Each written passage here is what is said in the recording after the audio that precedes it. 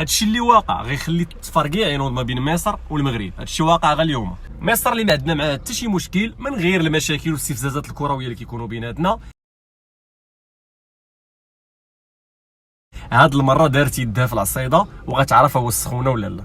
وبطبيعه الحال بني كرغل كاينه تما. الهكاويين ضروري كيحاولوا يشوهوا الصوره ديال المغرب ويحاولوا يعزلوه على باقي الدول ديال المغرب العربي كامل.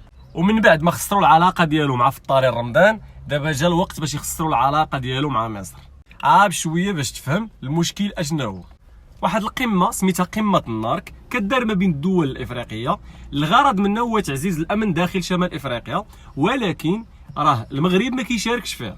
المغرب ما كيشاركش فيها بالاعتبار على ان الاتحاد الافريقي ما معتبرش اصلا هذه القمه، والمغرب كبلد دبلوماسي كيعتبر غير بالقوانين الدوليه ما يمكنش يشارك شي حاجه ما معتبرهاش اصلا الاتحاد الافريقي واش كاينه.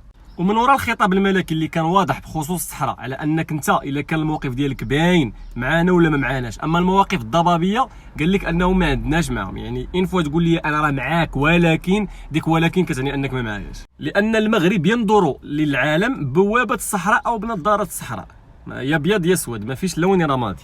واخا غتقول لي المشكل فين كاين؟ المشكل هو ان هذا العام هذا شارك فيها واحد عوج القنوفه سميتو العقيق. هذاك خونا هو وزير الدفاع ديال جبهه القياطن، هو الممثل ديال مصر يا سيدي. جالس ليا مبند تما بخير، ما خاصو حتى شي خير، مع العلم على انه جالس حدا واحد اللي كيعتبر عدو للمغرب واللي تيقول على اننا يوميا في حرب مع المغرب. هذاك يعني انه كيعترف بهم بطريقه غير مباشره، ومصر كتقول انني ما كنعترفش. واش تيطنز العكري؟ لحد الان مصر مازال ما جاوباتش، مازال ما قالت والو. المهم في هذه الايام في انتظار انها تجاوب غادي نديروا شي فيديو اخر ان شاء الله وفراسكم.